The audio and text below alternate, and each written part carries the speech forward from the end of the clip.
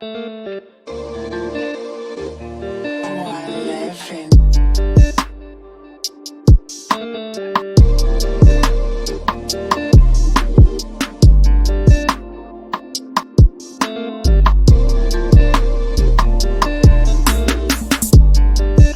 to SOULutions, when men come out of the shadows to testify, giving tips in manhood, honor the codes of integrity, and give out real solutions for soul survival. Today, we have on the show a true creator, a connoisseur in positive energy, a leader of men, but knows when not to lead. He spends time thinking of ways, applying action to make your reality, your finances, your life choices better.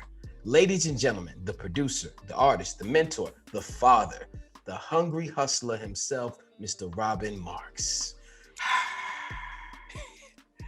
I must say that might be one of the best intros I ever received. And I've been getting intros for a while. You nailed it. Thank you so much, man. Man, I appreciate it. I know you say that to all the people that you host for just to make us feel special, like we try to make you feel special. I don't think I could even have done a better job for it. That was one of the best intros I've heard all year. I know we're just a few months in, but you definitely set the bar pretty high. I appreciate that, brother. Are you ready to drop these gems and answer these questions today? Absolutely, man. I'm so looking forward to it. Well, let's get it started. What person did you meet or see that gave you the drive towards the man you are today? Who or what defined you? That is a really good question. So there have been so many men in my life and women who have inspired me and kind of molded me into the person that I am today. So there's a list, but if I had to really pick one person that you don't have to pick one. You don't have to pick one. Okay, great. So let me just start with my mom's. My mom's was an immigrant. She came to this country from Trinidad and Tobago, had a 5th grade education, didn't have all of the tools or resources that people have, but she knew that this was a land of opportunity. And she, put her head down and she worked. And she ended up going to beauty school, used to run, her shop out of her home for many years, and then eventually saved up enough money to open her own shop right in Brooklyn, New York, Share Essence. And she had a number of clients for a number of years. She operated that store. And then she was a homeowner eventually in New York City. And if you guys know, property value in New York is no joke in New York City. So this woman went from like being an immigrant with a 5th grade education to rising up to be, a productive member of an American society, which is something that always encouraged me. She used to always say, like, you from here, like you were born here, so you have no excuse if I did it. So I would say my mother was one of the key influences in me growing as a man. And then also my father, at a very young age, I moved in with my pops, when I was in the 1st grade. So I had to, pretty much teach him on the fly how to be a parent because he didn't have that experience with any of his other children. So I was the first time he had to actually like stick around and raise a kid, which at times was interesting. We had some rough patches for us in terms of my upbringing and where we lived and how he got by.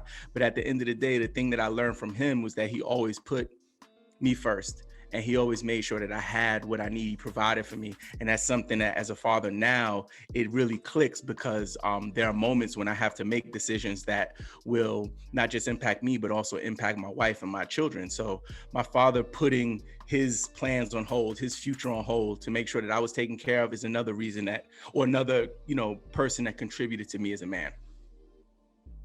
Absolutely, man. Great answer for your mother and father. You said your mother told you that there's no excuse for you because she did it and she's not even from here.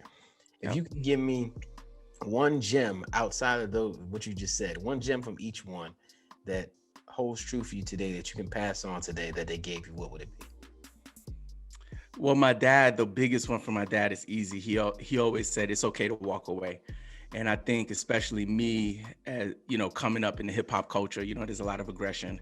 And I've been in situations where I had to either kind of step up or walk away.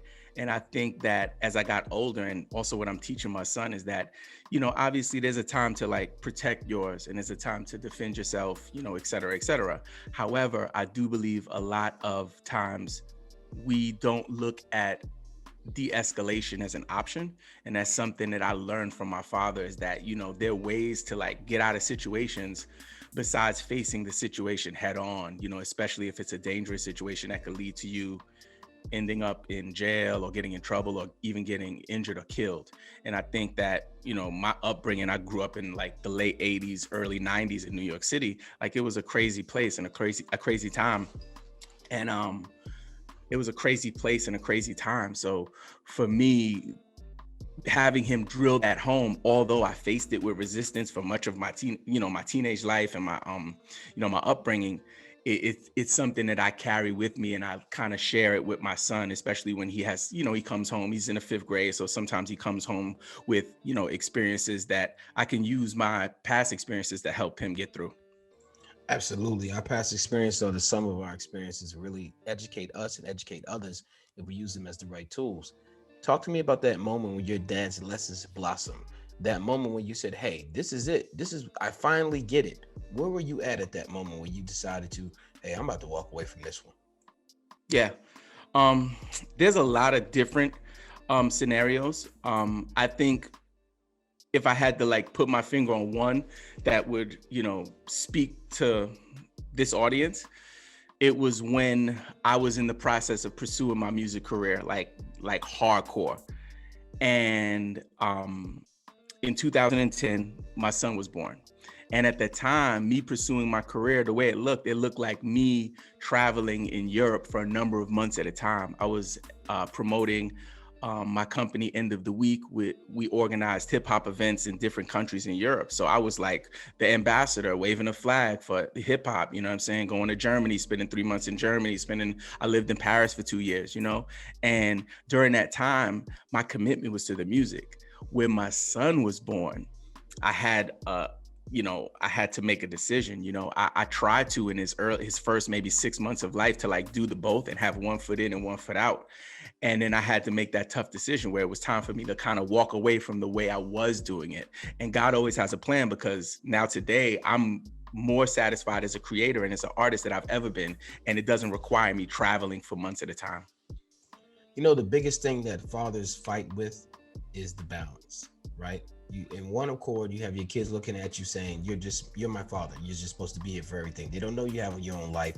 They don't know you have your own aspirations and dreams, but you're looking at your kid, hey, I'm doing this to leave something for you, or have something to put food in your mouth. But they can't even communicate on that level. If you can give advice to the father, whether he's a corporate worker or he's a 9-to-5 worker, or he's a hustler, independent, what advice would you give to a man trying to balance himself out in between those, like the heavy heart they have for not being there? Yeah. One of my mentors recently, we had this conversation. I asked him, how do you juggle it all? How do you juggle like being an entrepreneur, being a creator, being a boyfriend or a husband, having kids, having a job, some of us as well, right? And how does he handle that? And he told me, honestly, like, I'm not the best at doing it. It's hard. But what I would say is that you don't want to drop the important, topics, people, or responsibilities. So for me, I look at it as a juggling act, right? I'm a student, right? So I go to college online. So I'm pursuing a degree. I'm a creator. And so I have like this whole creative existence. I'm also an entrepreneur where I have a business built around my creativity. I'm a dad. I'm a husband. You know what I'm saying? I'm a man of God. I'm a son. I'm a father. There's certain balls, if you will, or items that you're juggling that are a little delicate, right? So like my kids are very delicate. That's like I'm juggling a piece of glass. So if I'm gonna drop something, I'm gonna drop one of the items that are maybe a little more durable and can stand a fall, and I can go back and pick it up later. But my babies, I can't drop that. So that's what I would say to any father, especially a new father, that look at them as really delicate items and materials in your life, or a really delicate, piece of your existence, and make sure that you give it that extra bit of care when you're trying to juggle all of those different items. That is a great answer, man. It's like you're looking at them as precious artifacts, precious rubies.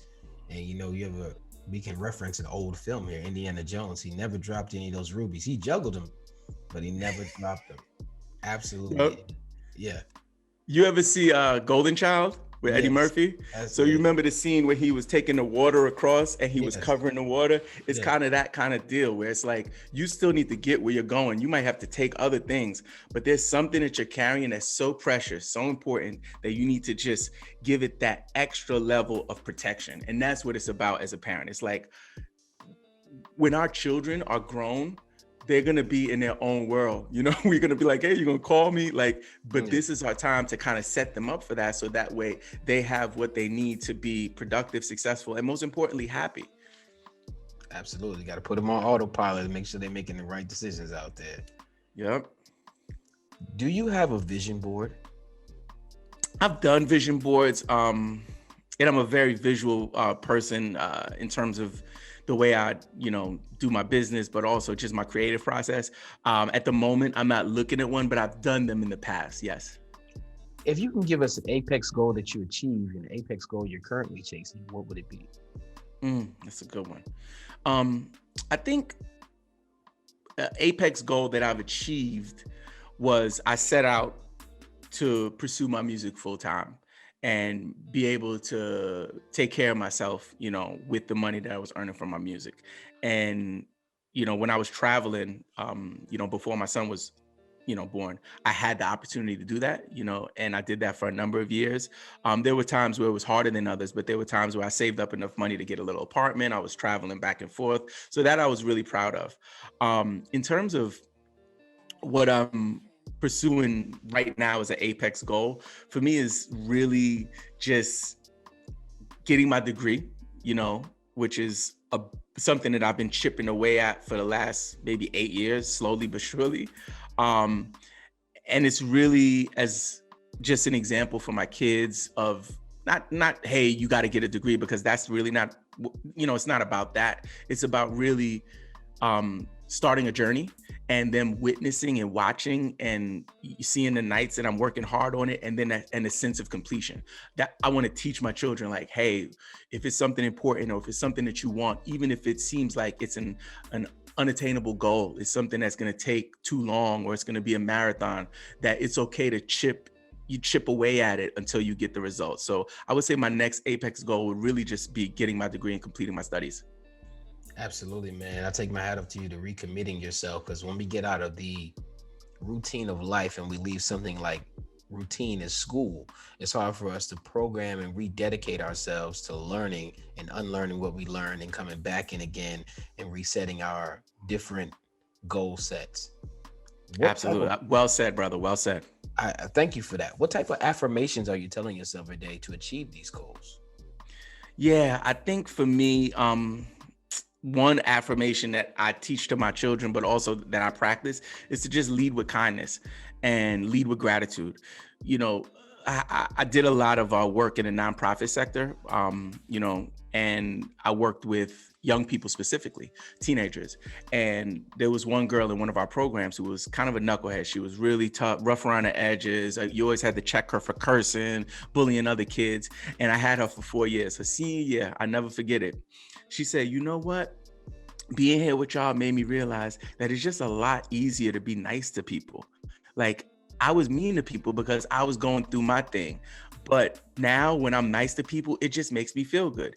And that's kind of how I approach that affirmation of, like, lead with gratitude, lead with kindness. Just like, you don't got to be mean. You know what I'm saying? And I've learned that, especially with lead with gratitude, that in my business, that's helped my business to grow, because people get so often people knocking on their door to get something.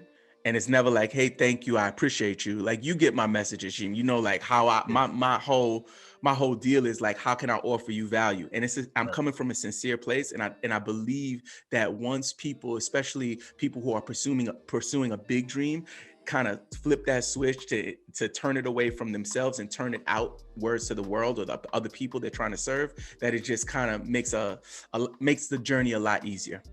And I recognize that energy and that volume that you came with. That's why I was quick to support, quick to text you back. And that's why we're here today, because I recognize the light that you were giving out. And people sometimes don't know it's the real thing, but you are the real thing, brother. You are. And you got to be consistent though, because everyone, Sheem, in my opinion, everyone is concerned that someone's out to get them. So like Right. I'm a stranger, I'm reaching out to somebody on, you know, Instagram, whatever it may be, and they're like you want to give me something? Like, come on. And that's the way we're programmed, which is okay. It's my job as an entrepreneur, but also just as a man of God and a, you know, and as a good person, right? I'm trying to be a good person and serve people. It's important for me to be consistent. So you might not believe me the first time. You might not believe me the second time. But after 6 messages of like, he's still giving me stuff, like, okay, maybe he's real, then eventually, you know, it'll have that kind of impact that you want to create. I think one of the most positive things I've seen out of COVID or any part of this pandemic is people want to be change agents. People are giving away the recipes right now, and they really want to help other people. So much devastation we've seen as a total eclipse on how our light is shining. People are desperate to pour a light into other people. And I think Mm-hmm. it's great what you're doing, brother. And I've seen you, I've watched you, and we appreciate you for that. How Thank early, you. no problem. How early did you start goal setting with intent? Mm. That was later in life. I believe that if I had the kind of mindset around, you know, goal setting and, you know, completion, and also just enjoying the journey, that I would, you know, things would be a lot different. I didn't really start goal setting until I was, you know, in my 30s, you know. And it took me a while because I just wasn't made aware of that kind of dialogue. Even like people do that, you know. I knew what I wanted. I wanted to be like famous and successful. Mhm. And I believe that, you know, time and also getting mentors, that's the biggest thing for me. Like if I didn't really like actively pursue connections with people that would become my mentors, I wouldn't have grown the way I grow. And that's why many of the young artists that I connect with and I work with, that I'm helping out on a lot of different fronts, you know what I'm saying, with paid services, but also free services. Like for me, I think like the minute that you put a kind of a barricade between you and serving another person because of money, that you have to kind of reframe what the reason is that you're doing the thing, whatever it is. So, you know, at the old nonprofit that I work for, we had a phrase that we use, that we never turn anyone away. So you might not get everything. You might not get the top shelf thing, right? But like if somebody needs something to eat, you got to feed them, you know? And I think that that's one thing that's kind of helped me, you know, over the years, especially when it comes to like, you know, my mentors and really establishing the goal setting mindset. Absolutely. Which leads me to my next question, because you said that so well. How important is it to leave where you're from to develop yourself to where you're going? Mm. I think it's case sensitive. I believe that some people might need to just stay put, you know. I do believe that sometimes if we're fish, right, sometimes we'll outgrow, you know, our fishbowl. I think that some people have such a big voice, such a big gift, such a bright light, that they can't do it in the space that they were accustomed to. They can only reach a certain amount of people or make a certain amount of impact in that um, closed space or that home space. So I really believe it's case sensitive, but for like the big lights, people who have a big light to shine, whether they know it or not, it makes sense to step out of your comfort zone. Now, that doesn't mean leaving your home and moving to Los Angeles. That means utilizing the resources we have around us in 2021. And I believe we can be wherever we want to, like we're connecting right now, you know what I'm saying? If we put our best foot forward and take advantage of 2021 technology. Absolutely. Technology is abrasive because we can go too far with it with our creativity sometimes, but we don't, but the person creating doesn't know they're going too far until it's too late. And we just need to make sure that we actually bringing in the reins and doing what we need to do technology wise to be accountable how far what we give out, right? Mm-hmm. Like if they have a teleportation device, I don't think we need to know about that yet. Like, you know, I'm pretty sure they got one, but you know, those types of things for me, I just want to make sure we ration it out responsibly so people won't go too crazy over technology, because technology is awesome, but they got to give it to us in small doses. Now, Yep. here you are traveling the world, Mm-hmm. doing what you need to do. You meet a woman, you have a child. All these great things, you're changing your life, you're bettering yourself every day. You have mentors, you're putting all the work in, and you say you feel the best you ever felt in your life right now. Training, been running this race. Through all of that, what did you sacrifice? Man.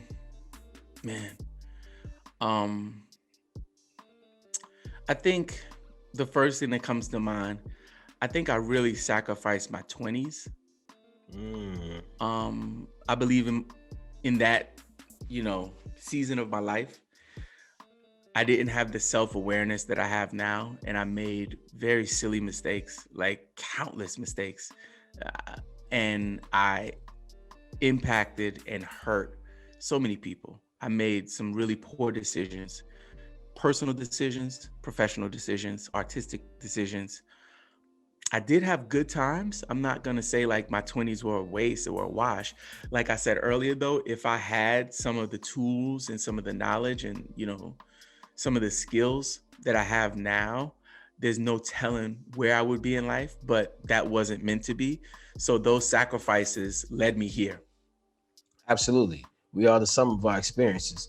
But if you can get in a DeLorean and go back in time right now to give yourself 2 keys of advice to add to your tool belt, what would it be? Just 2. 2. I would say the first one would be to not do drugs.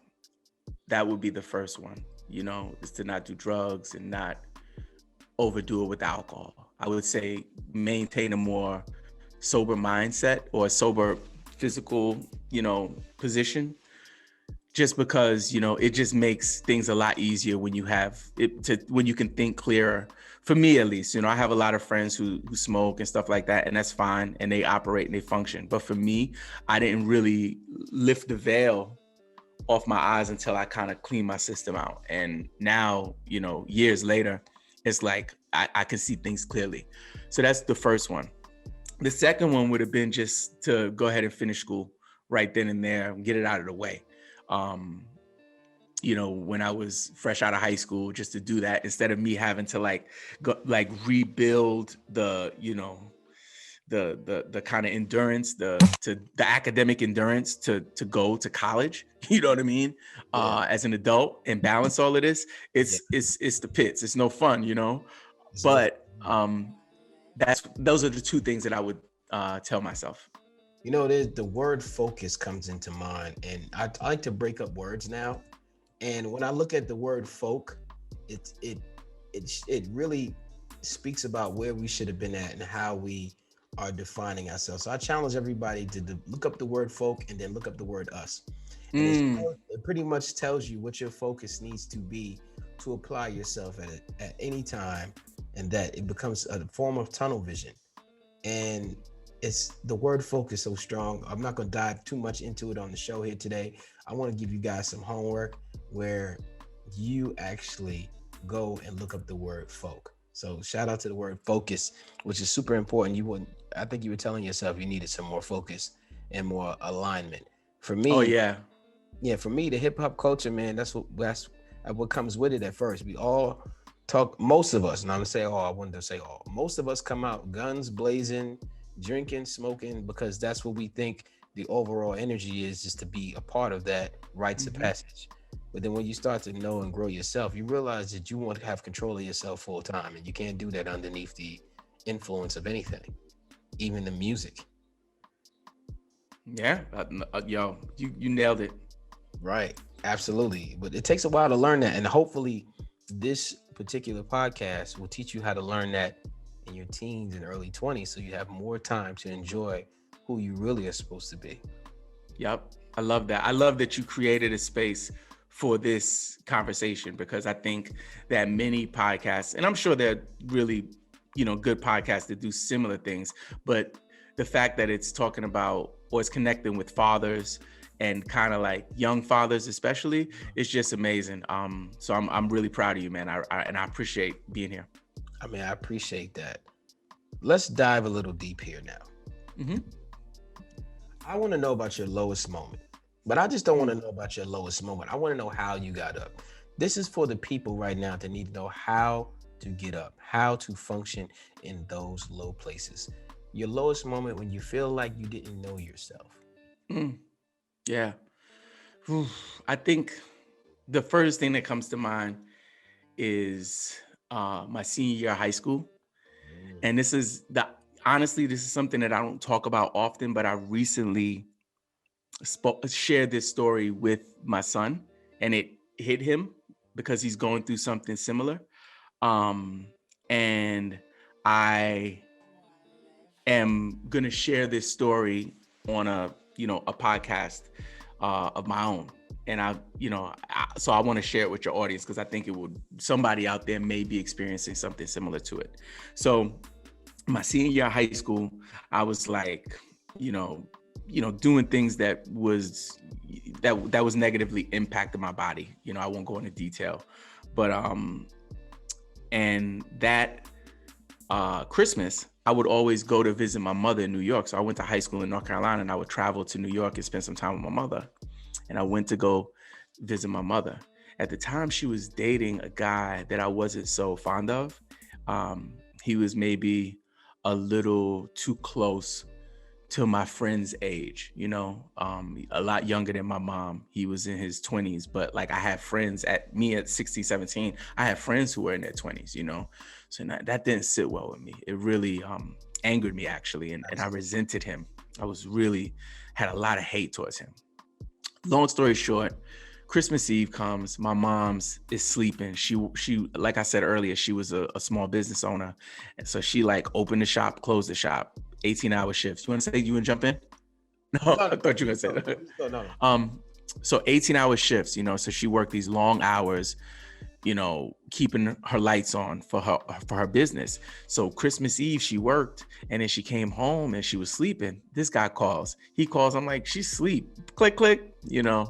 There's no cell phones back then. And then she wakes up and she was like, who is that? I was like, it's that, that lame or whatever. She's like, why didn't you give me the phone? Like, because you're sleeping. She's like, well, I'm a grown woman. You can't tell me, like when to sleep. I was like, Mom, like you need to sleep, right? So she's mad at me now. So she gets back on the phone with the guy. They talk. I'm like listening. The guy's gonna come over. I'm sick. Like I'm hot. She had at the time a workout room in her study, So I was going in there like working out, 16, 17 years old. And then, finally I had enough. I was like, I'm out. And I left. I left the house and I never saw my mother again. My mother passed away the following April. Wow. Never got to make up with her. Never got to tell her I love her again. Never got to tell her I was sorry. So the nugget is there's someone out there that you haven't fixed the thing with. There's someone out there that you haven't repaired the bridge, that you haven't mended the wound with. If you're thinking about them, it's because you love them. Like some people are messed up and do really crazy stuff to you. And there's times that you need to trim some fat off of your life. However, there's some people in your life that you need to fix it with. Stop putting it off. Do it today. Send them a text, give them a call. Worst case scenario, if they want to still be mad at you, let them be mad at you. But you do your due diligence to say, you know what, it's bigger than all of that. I love you. Let's just talk about it, or let's talk about something else. So that's what I would, advise. And that's my little nugget. Hey, that nugget is a bombshell. Because for me, I listened to Dr. Miles Monroe, and he said when someone passes, it's like an entire forest burns down. Everything they would have continued to grow and give and prosper. But also, in a sense, the soundtrack of your life changes. The voice is gone. So it's a lot to deal with, a lot to take in. And you are right about technology, what we spoke of. There are ways for you to communicate without having to have accountability and have to deal with whatever built up animosity that came your way for that confrontation. But you can then start a soft connect and grow. And I appreciate you sharing that.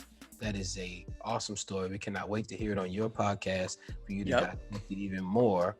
And what you shared today is absolutely a blessing, and we thank you for that. Let me tell you how I bounce back on it before I wrap up on that one.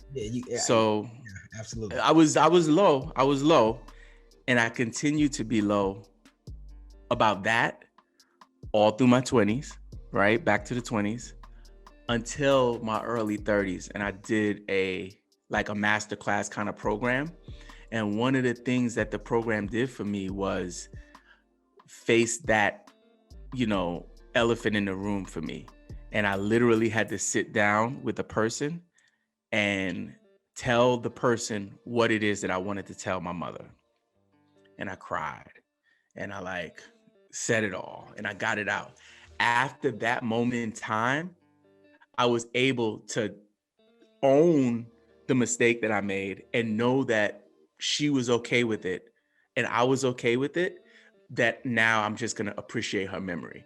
And that's what got me through it, is holding it and owning it and know, you know what, I messed up. That's my fault. But you know what? I still love you. And your memory is, I'm going to hold on to your memory, not that mistake. So that's what got me through. Absolutely. That's a great nugget. One of the things I want to add on top of that, one of the things I do, what you said, holding it and having yourself accountability. When I get low, I have to tell myself, I put myself here. Mm-hmm. And I mean that on both sides. If I'm doing well and if I'm doing bad, I put myself here. Because it's a tough decision to hurt people's feelings so you can feel better. And vice versa. So I put myself here. And you realizing that I put myself here is a process of healing that most of us are very afraid to go down that road. And sometimes you have to scream, cry, self-medicate. And friend to the show, Torrin Ellis, said, he said, nothing made me feel better. It was everything that made me feel better.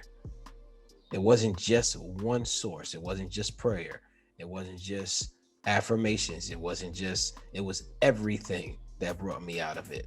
And for you to sit there and put an avatar on this woman and transform your mind to see your mother's spirit through this person is a whole level of consciousness that most of us are striving to get through for healing. And we appreciate you for that.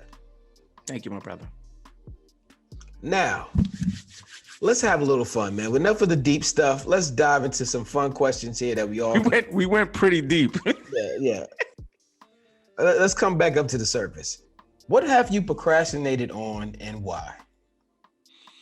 I think if there's one thing that I've procrastinated on is consistent physical exercise. Oh man.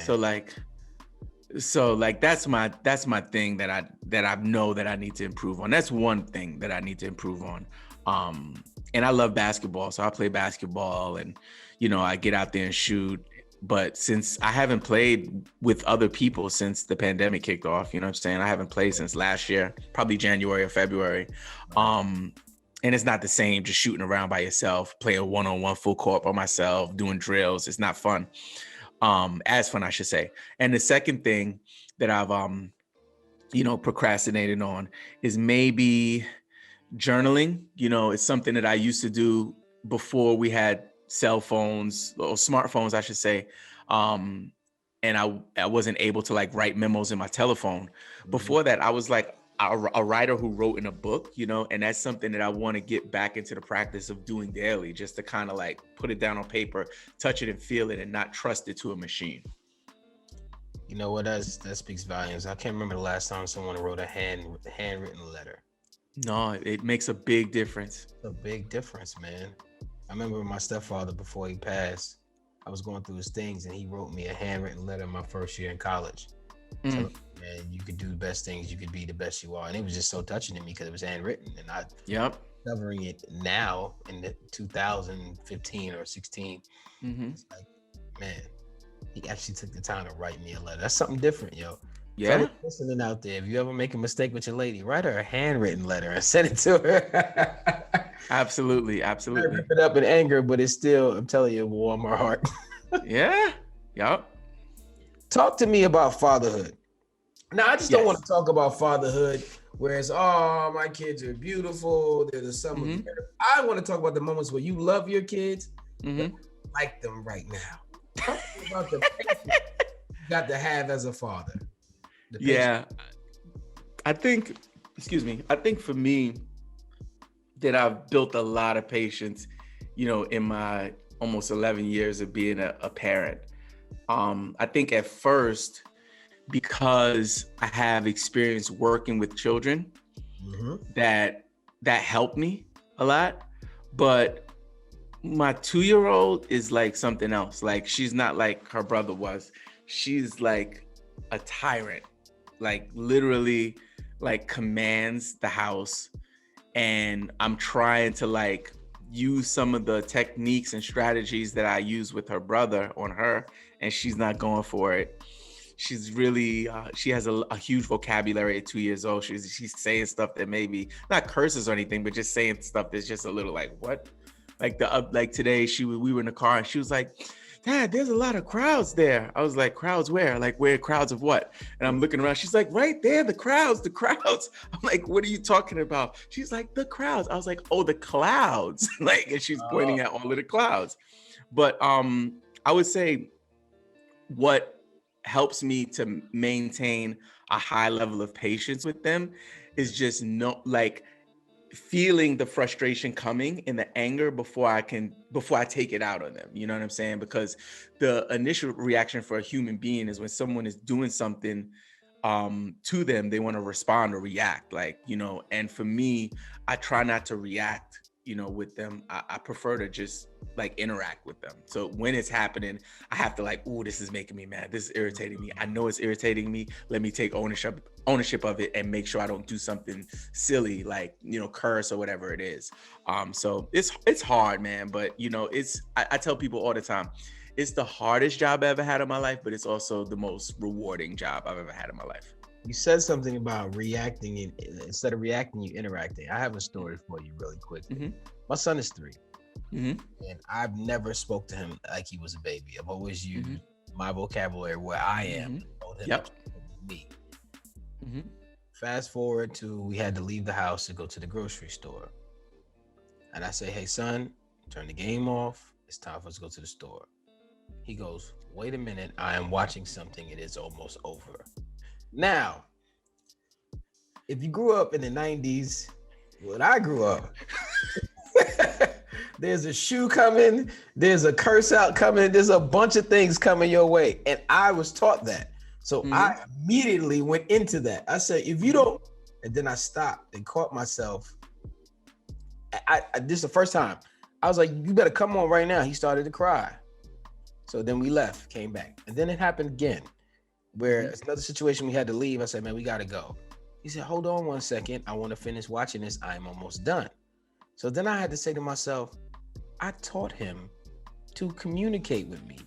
And now I'm killing that by being super aggressive and not recognizing that he's asking politely and that he's communicating with me. So I went and sat down and said, hey, I understand you want to watch the show, but we have to weigh our priorities here. We have to go to the store and get some grocery and make sure the house is complete, so then we can come back and play. So I sat down and talked to him. He said, we got to get some groceries? Oh, why didn't you just say that? Yeah, let's go. And the conversation, I just want to teach any man listening, if you're treating your son and talking to him the way I am, just regular talk, he's going to feel like he's your equal. Even though he is not, he's going to have a say-so very early in what he wants to do with his time. Recognize a conversation is all you need to have instead of your natural frustrations of being the overlord or the parent. Yeah, I think that you said that perfectly.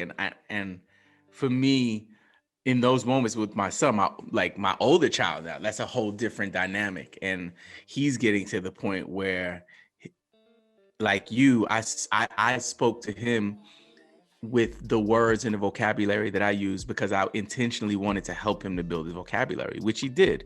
He's a very well-spoken and, articulate young man, but he's also really like slick, and when we have those moments, he does the thing where it's almost like, and how many children do you have? I have one.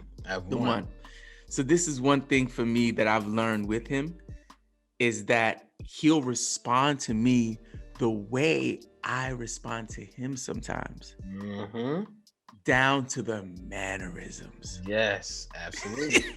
And I'm like, okay, he's like, Dad, today I think he told me today I was helping him with his homework. He has a math test tomorrow and I'm helping him with it. And I'm like, Bronson, like Bronson, come on, come on, you just got to do the thing or whatever I'm telling him, right? He's like, Dad, you appear to be frustrated right now. I'm like, you appear from your body language, you appear to be a little frustrated.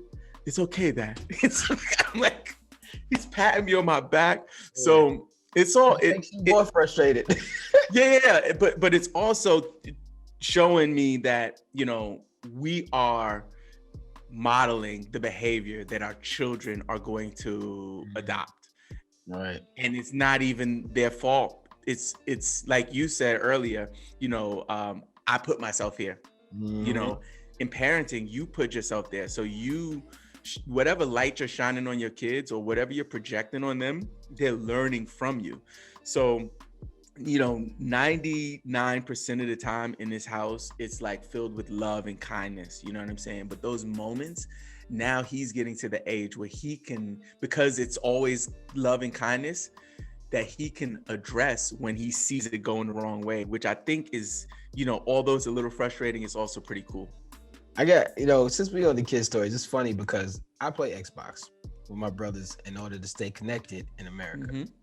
So I don't really play, but I get on the headset. And every time I got on, you know, being from New York, I'm like, yo, like here, right? Like, exactly, right? I didn't recognize how much my son was watching me till one day he grabbed my phone, got on the Xbox app and contacted his uncles and was like, you're, and I'm like, oh no, we got to stop this. We got to stop this. Cause he does it. He just piggyback it off everything. Now, every time he gets on it, he be like, you're, I'm like, okay. Yep. Daddy, you do it. I'm like, listen, stop. Stop. Daddy, you do it. Daddy, you do it. Stop. I learned it from watching you. Look, do as I say, not as I do. Like I never, that's one of the craziest sayings, but I had to really start checking myself in. And I love the fact that I had to evaluate myself like that. Yep. And I think for parents, especially new parents out there, fathers, that know that you're going to make mistakes, know that there's no one who's perfect at it. It is a job that it's like you have to learn on the job because every child is different. Mm-hmm. And it's no like there's tons of books out there that helps you to learn about parenting and you could read those books, but the experience that you have with the child will be the best training. And it's just important to just always kind of come back to center and know that you're the parent and what you do will teach them how to, you know, interact with other people in the future. Absolutely. And since we're talking kids, I love this next question. This next question is very fun for me because I love to hear the reaction of the guests on the show. Are you ready for this question? Absolutely. Are you sure? Not so much now, but go ahead. It's a fun question, but I would love to hear your answer. Yeah. Did you ever get a sex talk? Who or what gave you sex education? Mm-hmm. I would say my dad. My dad was really, my dad was not shy about that. We didn't have a household where it was like no one wanted to talk about it. You know what I mean? So for me, I had that kind of like in that male influence in my life because I went to live with my dad, just me and my dad when I was in the first grade, like I said earlier. So like I grew up being raised by a guy, you know, like it was like, you know, taking a shower was optional some days, you know what I'm saying? Where, you know, so when it was time to finally talk about that, I had someone who kind of like gave me the lowdown in terms of protection, all of that stuff. You know what I mean? So I was really fortunate to have that. Yo, you don't know how fortunate you are. Some of our guests, some of them learn from adult films. Some of them learn from their counterparts. Some of them said, take some earwax and stick it in to see if it burns her or not. You know, she have STD. Young uncles, hey, did you jump off the porch yet? Did you stick your hot dog in that bun? Like, it's all types of things. Hot dog in that people are afraid of. I had one guest tell me when he was 13, 14, his dad looked at him and said, "Hey, do you know about sex?" And he looked at him and said, "Hey, yeah, what do you want to know?"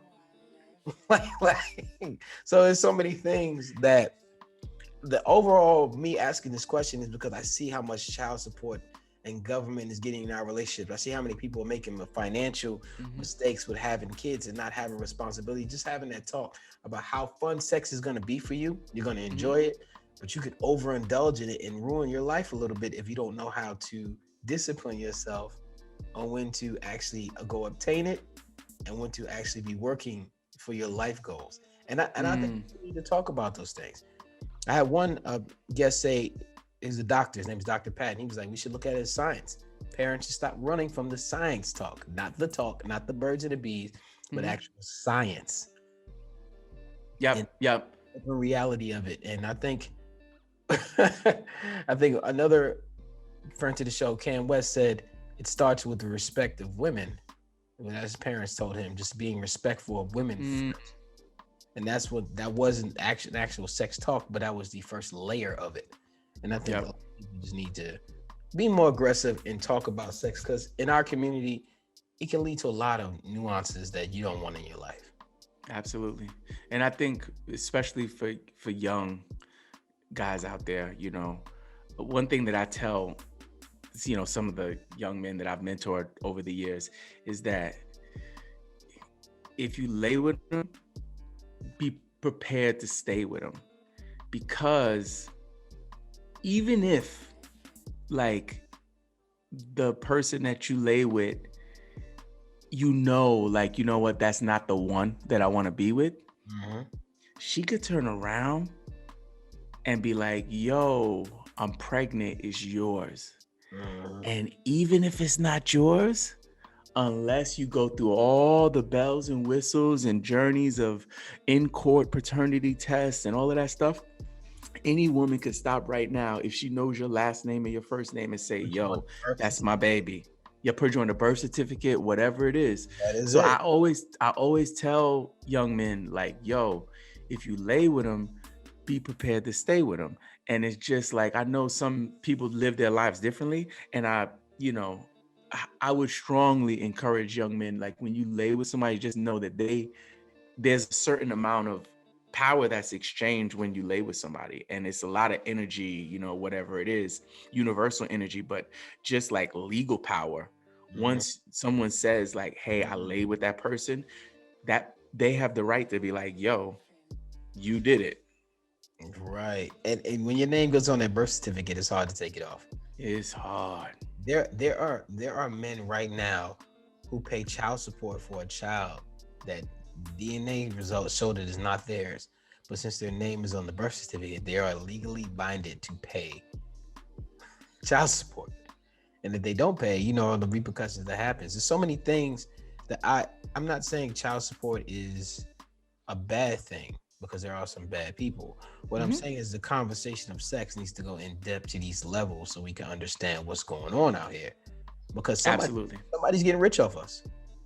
Getting rich off our mistakes on every turn. And if we got to start putting some end road closed signs up so we can say, I'm not going down that road like he did. Yep, that's not the road for me. Here we go. You're the 15th person I'm about to ask this question. It's a brand new question to the show.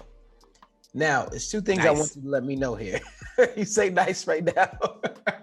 It's two things. I need to know if this question is too intrusive, whether I should keep it or not. And you don't have to answer it if you do not want to. Because fair enough. To me, it's very intrusive. But some of out of 14 guests, only one chose not to answer. No pressure. I'm just letting you know how it goes. And they told me I should keep it. But I'm always going to present the question this way from now on. And you are number 15. Are you ready for this question? Absolutely. What was abusive to you that you thought was love? How did you recognize it? How long did it take for you to accept it? What was abusive to you that you thought was love? How did you recognize it? How long did it take for you to accept it? I want to answer this one, but I can't just because of legal matters. Like speaking honestly, but I would say this to that though, that Love don't hit you. Love don't spit on you.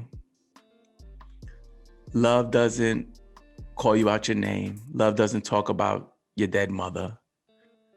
So I would say if someone out there is in a relationship, man or woman, if you're in a relationship with someone and that kind of like behavior is occurring in the relationship, that is not love and it is abuse, and it's okay to say no. I think what keeps people in those type of relationships is the idea of not being able to find someone new and not being able to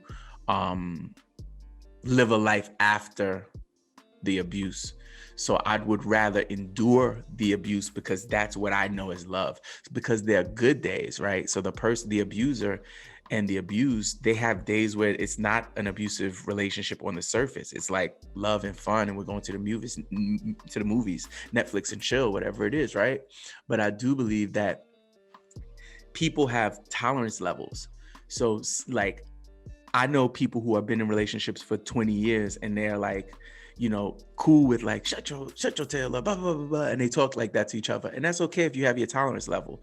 However, once it becomes physical, or once it's something that you're not okay with, it's not love.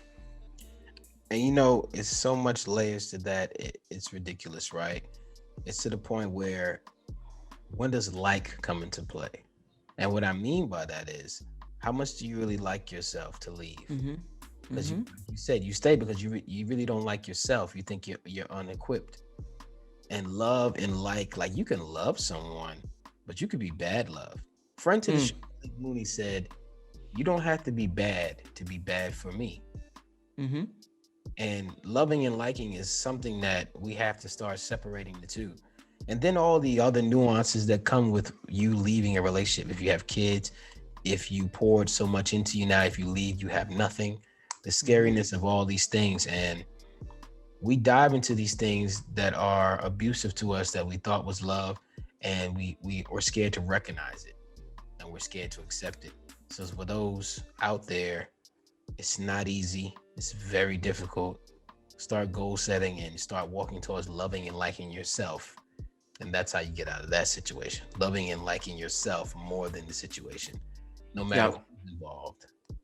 Yep. And I think especially for men, because I know, your audience, are young fathers, that it's not okay for, a woman to do that to you. I think oftentimes in the public arena, it's typically the man is abusing the woman, right? So it's like, oh, he hit you, she you can't hit her, we're gonna jump in, blah blah blah blah blah. Like, that's how I grew up. That was it. It was like if you got beat up by your girl, you were a sucker. It was like, you got beat up by your girl? Like, what? So if there's like men out there who are like getting hit by a woman, like, yo, like, it's not okay. You know what I'm saying? Because our rule is, right, a woman hits you, you don't hit them back. You walk away. Like, but if they're chasing you, with a weapon or something, then maybe it's not a situation that you need to be in. Right. Because at all honesty, a lot of people like to say we're equal, but we're not equal in strength. We're just not, right? This is be honest. If that moment you lost your patience or you lost your cool, that can end up both of you doing a whole different lifetime of. Absolutely. One could be living, one could be not, but whoever's living is going to be living in judicial court systems. And this is going to be a whole tornado. So remove yourself before that category 5 and 6 kicks in. You probably been there for category 3. It didn't tear the house down. But you need to get out of there before that thing grows further. Thank you for sharing that with us, sir. No, my pleasure, man. Keep the question. Thank you. Should there be a basic training program amongst men, a level of education given out in our communities? And what I mean by that is outside the school system, outside the church, outside of the Boys and Girls Club.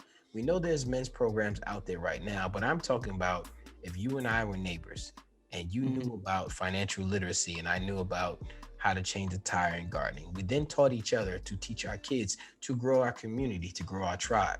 I'm talking about financial literacy, communication, how to change a tire, how to change a tie, gardening, Mm-hmm. general wealth building, stock, real estate, speaking with the elderly with intent. Do you ever think we can ever reach that goal of community and tribe?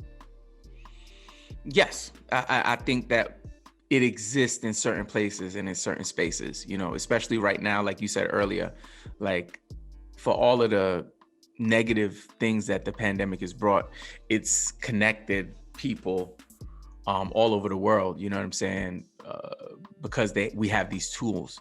So I think like, yes, it is possible. I think it's important for people who are visionaries in a sense where they want to bring people and create a kind of community that's generational community. Because I think oftentimes we have, and not speaking you and I, but just like as a people, oftentimes we have a short lens. Our lens is just like, okay, I gotta like pay the bills this week. You know what I'm saying? I gotta like figure out what we're gonna do this weekend. Like we going on vacation, where are we going for vacation this summer? It's not like, okay, how is my 10-year-old son gonna get to where he needs to be when he's 25, 30? Like what is he gonna have, or what kind of resources will he have available to him? So I think like Clubhouse, there's the new app Clubhouse, that a lot of people are having those kind of conversations there. But it could be as simple as a community, like through your podcast, having like-minded individuals who have resources and have specific skill sets and contributions to like a pot, like you bring everything into the pot and then everyone in the community can kind of share. I think it's a dope idea. And I think, I'd be down to contribute anything I can to something like that if you ever, wanted to kind of pool our resources together to help young brothers to make sure that they don't have to go through the growing pains and some of the challenges that we've already been through. Absolutely, absolutely. I think one of the biggest things I got from that, when I was little, when we didn't have bread, we went next door to get it. Like you see in Bad Boys when Martin says, "You come in a ball cup of sugar," but that was a real thing in my community where we ran extension cords from each other's house because we didn't have lights at the time. Mm-hmm. I don't think I ever see that now. I don't even think people know their neighbors anymore. Mm-mm. Like in detail, like even like, hey, know their neighbor's name. They probably see them in the hallway or see them in passing driving down the street. But people don't talk anymore. And that hurts us more than it helps us, indeed. And I hope we get back to that. Now, there are men's programs and things of that nature, but I'm talking about it being so entrenched in your household that stocks is fun to your 9-year-old. Mm-hmm. Like stocks is fun. Dad, stocks is great. I got stock. Even if he doesn't have a real account, he's just having fun with it. It would then just plant that seed for when he turns 18, 16, 17. He's now understands he can get money legally in a different way than most he might be on TV. Yeah. Absolutely. No, I love that. I love that. I want to poll you now. Have some more fun here today. I want to know the top 3 things you want in a woman. And the reason I ask this question is because there's always a word I believe people leave out. Now, as of lately, I will admit men have been guessing the word in my head, but this is subjected towards you. I want to know your top 3, and then I'm going to tell you what criteria I would like to add, or if you said it. And it doesn't change anything about what your answers are, but I just want to have this conversation on why sometimes we leave one of the most important things out. I think the first 3 things that come to mind for me is, a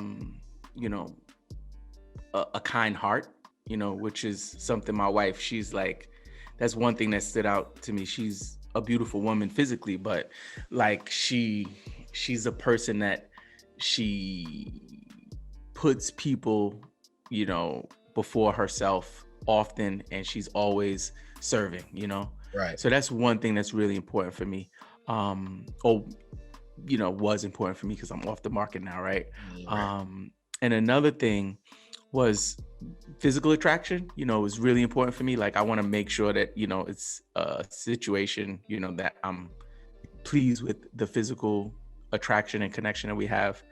And I think the last thing would be partnership, that it's a partner, it's someone that's not just, and that's something that we work on, right? Like marriage is a a job too, right? You got to work at it to be good at it. You're going to make some mistakes, you know, whatever it may be. But I think for me, that's another thing that really being able to look at someone and say, hey, like this could be my partner. Like this is someone that we can partner up on life together. You know what I mean? Absolutely. Absolutely. Those are 3 great answers. And I want to thank you for sharing that.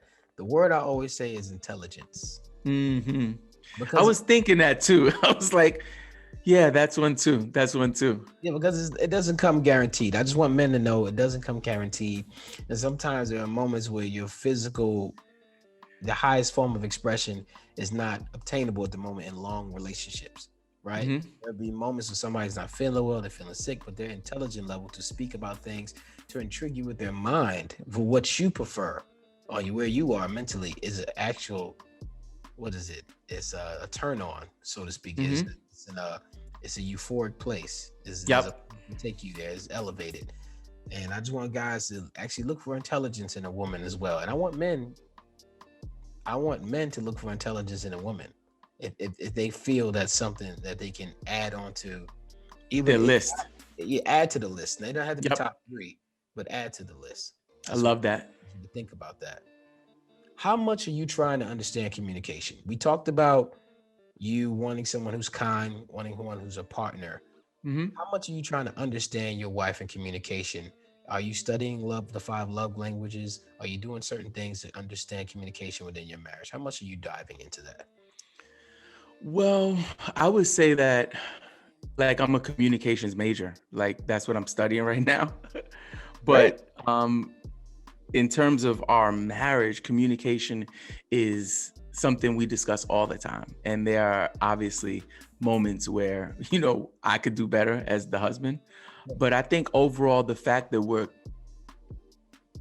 addressing the areas that we need to either improve on or get better at, or, you know, even just address, you know what I mean, is important. And I think that's the key to communication, is like not letting the thing that needs work just kind of sit under the couch and, you know, grow hair. It needs to like, let's get it out, let's dust it off and take a look at it and discuss it.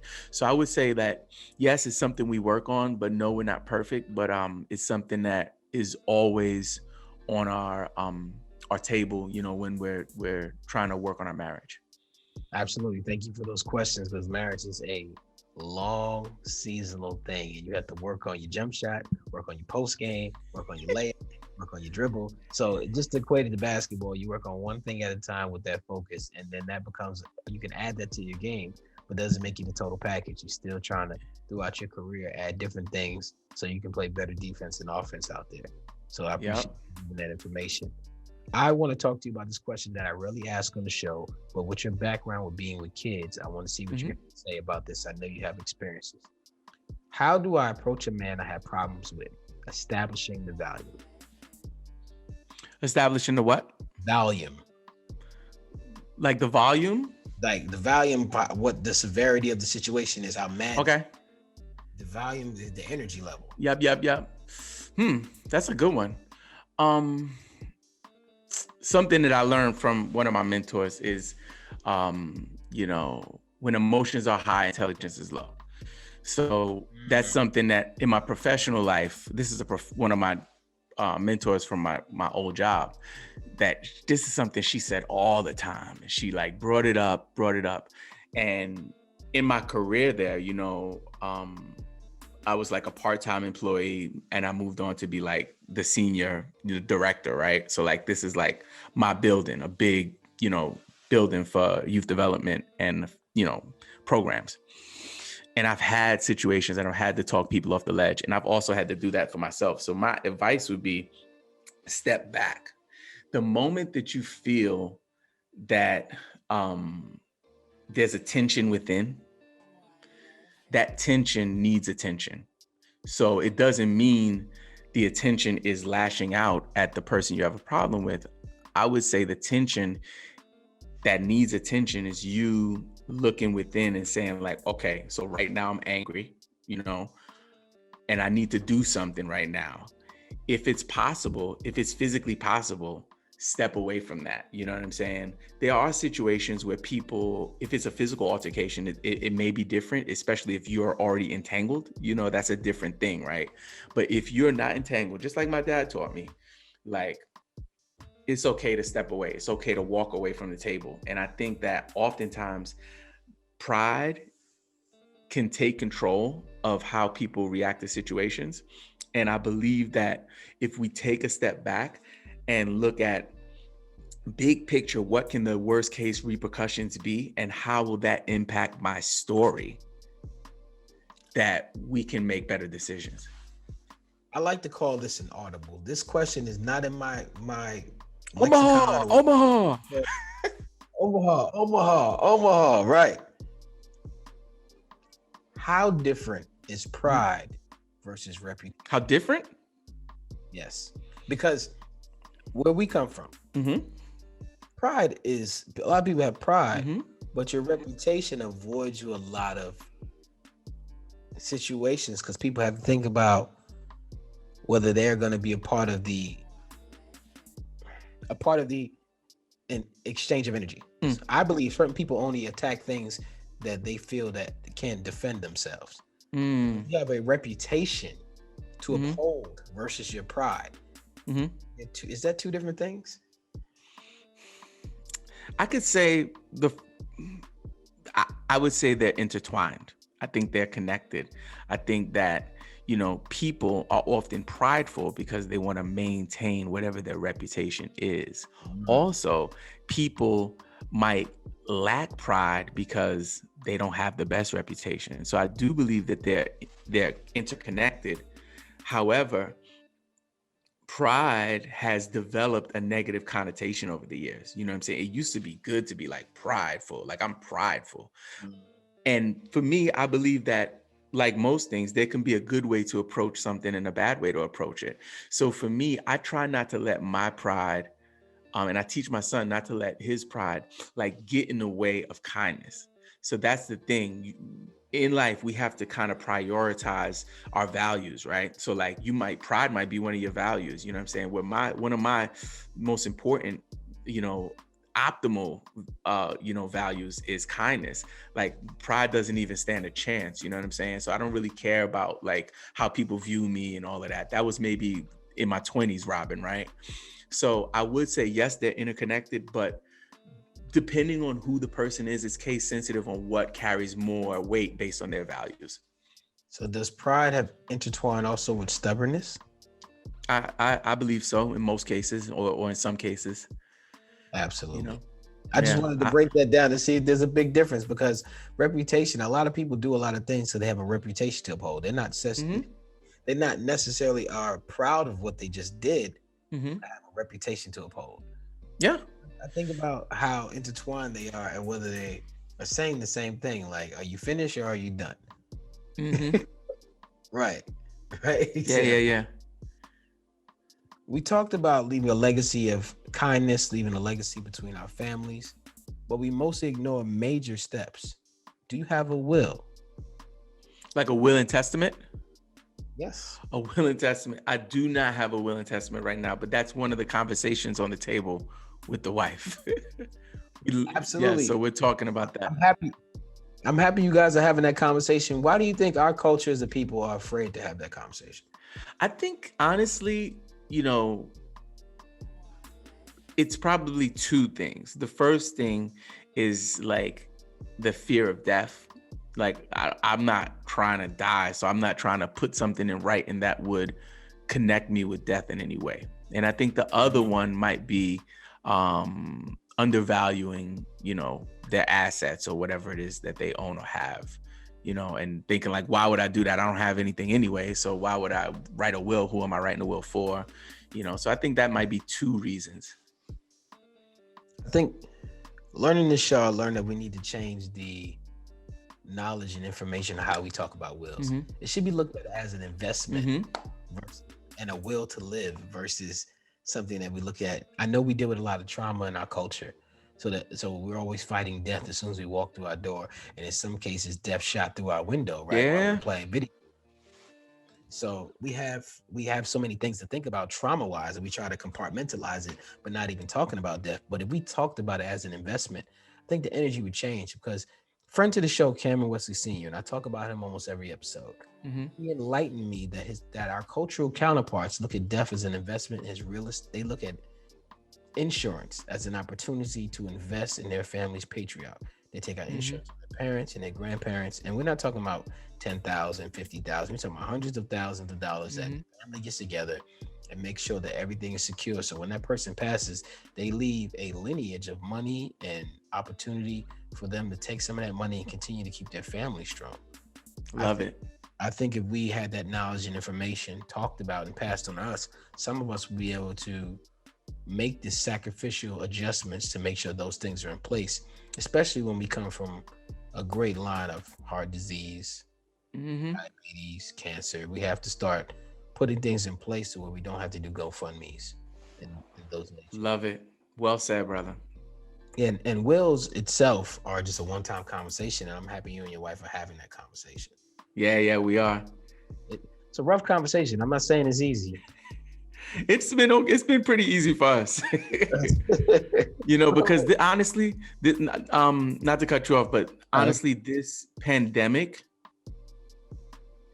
we've had some serious health issues since the pandemic started, and it's kind of just changed our perspective on a lot of things.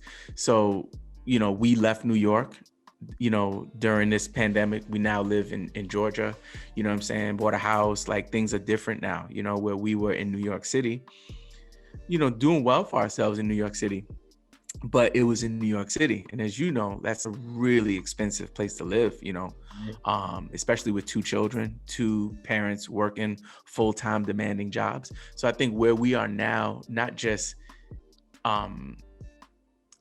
as individuals, but as a partnership, me and her, like we are like, that's an easy conversation for us. It's like, oh, we got to do that too. Oh, yep, we got to, switch phone carriers. Oh, yep, we got to do the will. It's like just business right now for that kind of stuff. We just got to get it done so we can make sure that our kids, are set up and our family is taken care of.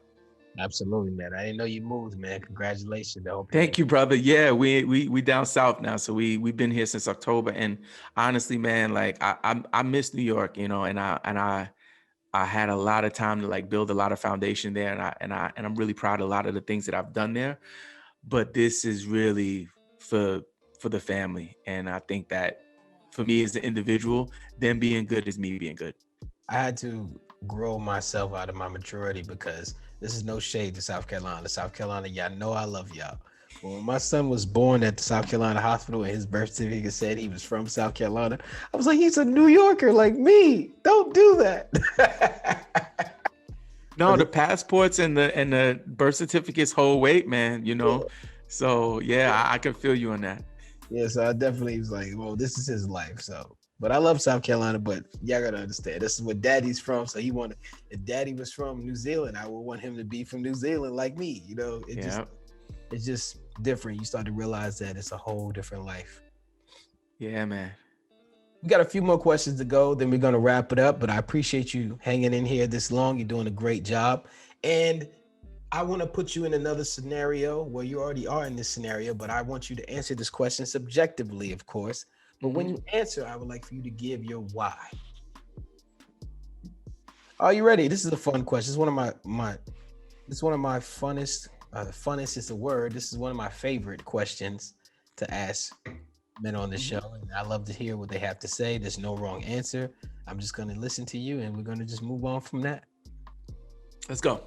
As a husband, would you rather have a great woman or a great wife?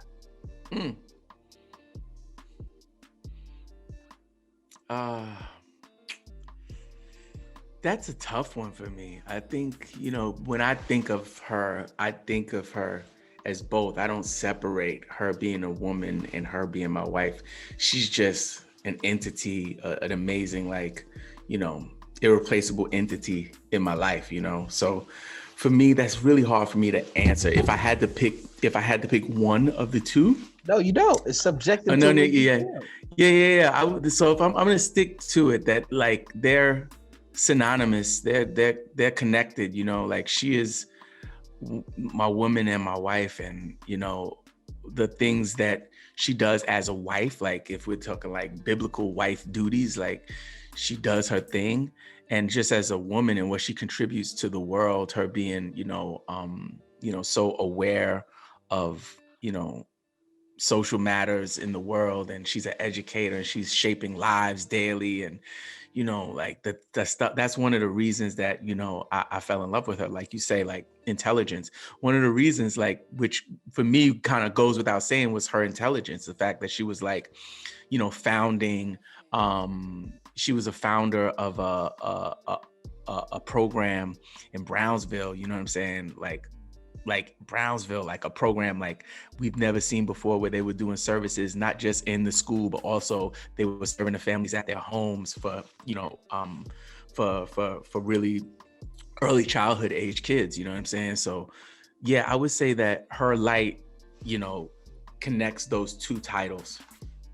Absolutely. Great answer. Great answer. You're a lucky man, and you're a shining example of those who want to get married. We're in a whole different generation of people who don't really subscribe to that. But if they had an example, you would be that, sir. We appreciate it. Thank you, my brother. Yeah, and I'm blessed, man. I like, honestly, like sometimes I have to pinch myself. I'm like, really? Like you talked about, like the extension cords, sharing the sugar, like, mayonnaise sandwiches, toasting your bread with an iron, like all of that stuff, like, like I've been through that. Like, I was in the P's, in Brownsville, New York, all over New York. Actually, me and my pops would move all the time. There were times where we lived in like a room in a basement, you know what I'm saying, where we didn't even have a bathroom. Like, so I had like some times in my life that when I look around now where I am and what I have, and the partnership that I have with my wife, and the opportunity that I have to raise these two great kids, it's just like I pinch myself sometimes. I'm like, God, I'm blessed. Yeah, absolutely. Absolutely. Validation from your partner. It's like you win a championship when you meet the right woman. Mm-hmm. Robbin Marx, I ask you this: do you defend the title? And what I mean by that is, are you being the best versions of yourself every day? So when she walks in the room, she says, that's my man. When y'all go out, are you dressing better than her? Like, you better keep up because I'm my best self today. Are you defending the title? That's a good one. I think you have to ask her. Nah. No, I honestly, man, I think that the title is, it's an eternal title. So, in basketball, people got to come back. Like LeBron and them are trying to come back this year for another one. I don't got to come back for another one. My banner is in the rafters. My jersey's in the rafters. You know what I'm saying? You know how Charles Barkley used to be like a beast on never won a chip. You know what I'm saying? Shaq, he got a couple of chips. Whoever it is, like any basketball player, the ones who won the championships, you can't take the championships away from them. They have that. So for me, this eternal championship, this eternal banner that I look at, you know what I'm saying, that's upstairs right now, or I'm her banner, whatever it is, it's like there's no defending it because it's eternal. It's mine. It's immortalized in the rafters forever. So no, I don't dress up her, and she likes it that way. You know what I'm saying? Yeah, she is the one that like spends money to get the stuff, because I won't really like buy new stuff. Most of the stuff, as like people send me stuff, I get like free stuff here, but like this she copped for me. My brother gave me this for his thing that he was working on. So I think the thing that I try to do, and I would encourage young men or any husband or fiance or someone who's in a relationship right now, is to really just make sure you serve your woman. And I think that's the most important thing, more important than getting your hair cut or having a nice suit on. You know what I'm saying? Is making sure that you can serve your woman and just do your best to hear her out and find out what her needs are, or the things that she needs you to do for her, and hear her and see her. Absolutely. I appreciate that answer, man. I came up with something called operating at 100%. And what I mean by that is I took 5 categories: purpose, health, confidence, money, and knowledge. And I gave them 20% each. Again, that's purpose, health, confidence, money, and knowledge. Adding up to 100% for 20% each. I do a daily average for myself to give myself a sum at the end of the week to see how well I've been operating towards my goals and bettering my life. So purpose meaning working in my purpose, doing my work. Health meaning working out, eating right, meditating, or praying. Confidence meaning I'm doing without any fear, intimidation, or any insecurities. Money, I made a little money today, saved a little money, invested or donated to a charity. Knowledge, I took in some new information. So Mr. Robbin Marx, purpose, health, confidence, money, and knowledge. How much of 100% have you been operating out of in the last 24 hours? Last 24 hours. So what's the first one? Purpose. Purpose, I would say 20%. What's the Health. next one? Health, I would say I played ball today, and it, funny thing is that the floor was wet, and when you play outdoors, like, that might be like an opportunity to be like, nah, I'm not doing it. I went and did it in the rain, you know what I mean? Or with a wet floor or whatever. So like I had to wash the ball off in a puddle because it had mud on it, all of that. So I would say I would go like about 17 there. Okay, 17. that's good. That's about good. 17. And we went for a walk too. What's the next one? Confidence. Confidence, I would say 20. Money. That is Money. Go ahead. No, investments, that is paid a bill, that is made some, that is, it's a lot of things to do with money. Yeah. So I did make some money today. I sold some beats today, so I'm happy about that. So I would say 15%, because I wish I would have did a little more. But if I would say 15% on money. Knowledge, I would say I didn't really like. I usually save a little time for reading at night, and this is taking that time. And I don't do homework until Wednesday or Thursday. And I was so busy. I'm homeschooling my daughter. Like, this is our like studio / classroom here. You know what I mean? So I didn't really take in any new information like that. So I'm gonna say, just from what I learned from interacting with her today, probably about a 5% today. Okay. So you're operating at a 15 plus. You're operating at 77%, sir. Yeah, I could do better. I could have did better today. Absolutely, man. But the whole thing is just realizing that you realize to yourself, like, okay, I've only operated at 77%. I know I can do better. Let me get up and make sure I get these things done. It's just a motivator. Yep. And I had a little thing that I did similar to this, where it was a scale, though, like I believe it was a 1 to 5 scale, and I had all of these different buckets, very similar to yours, and it wasn't like I was creating a total score, but I wanted to see what areas I needed to improve on. And Right. one area that always came back over and over was my friendships, like my non-family connections, like my pals from like back in the day, whoever it was. And then I realized, after like looking at that number below every week, I was like, there's a reason for that. And the reason is that many of my friends we're doing different things now. Right. You know what I'm saying? And it's okay to like love people from a distance. Like, I don't need to like ride around with my friend who might have the heat in the whip. You know what I'm saying? Like, we don't need to go anywhere. I can like text you or call you. You know what I'm saying? Oh no, listen, we were both born and raised in New York, and a lot of places have those. You're gonna know somebody who has all of those things going on in their life. That is their aim. That's where they're headed. But you don't have to be headed in the right direction. Your focus and their focus is two different focuses. They can be right next to you. Yeah. You just have to say, hey, what's going on? But I love the fact you use the word pals. I'm about to show my age here. Movie called Young Guns is when they use the word pals. I was like, you said pals. Yeah. Whoever. Pals. No, that was me and my cousin. We used to watch, me and my cousin grew up together like brothers. You know, we grew up in the same house for probably about, I want to say 6 or 7 years, middle school and high school. And we used to go, this is in North Carolina, there's these like big chunks of dirt that you could get from, like, if there was a crop that had dried up, you get these hard pieces of, mud. And when you throw them, they explode. And you remember that scene at the end where they were like having a wild shootout? Yeah. We would like throw these things at each other while we're behind a wall, and it would be exploding. So like Young Guns, that totally, hits home for me. Like I can relate. Yeah, Young Guns is a great film.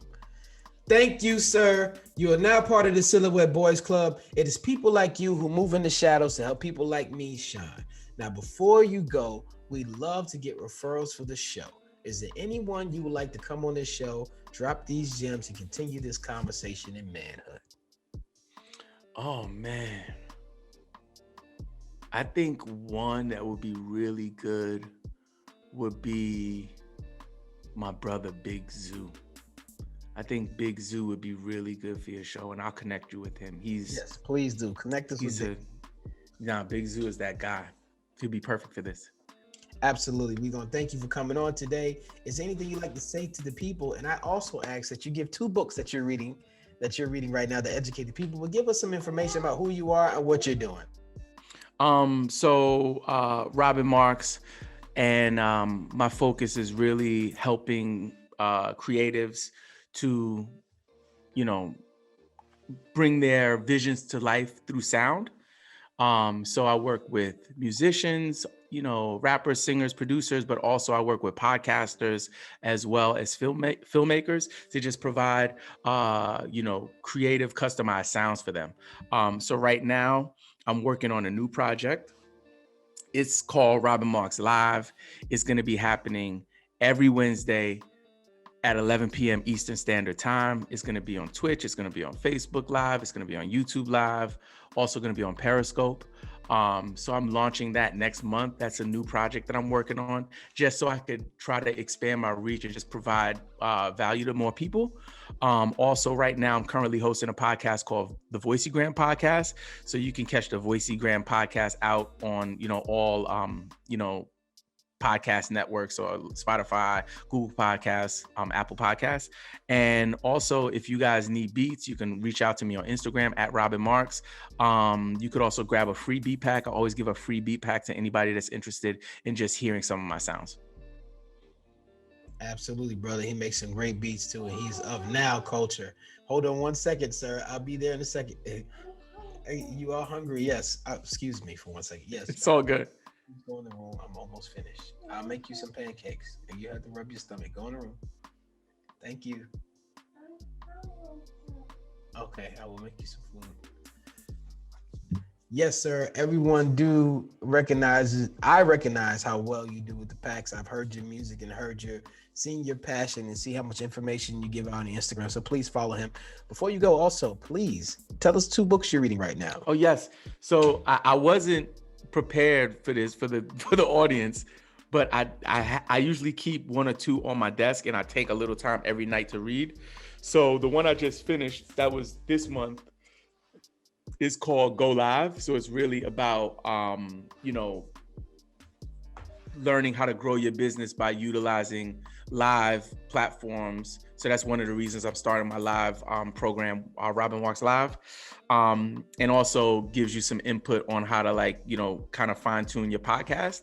And the next one is called This Is Marketing by Seth Godin. I just started this one. So it's really a marketing book to just kind of help you to develop your skills as a digital marketer.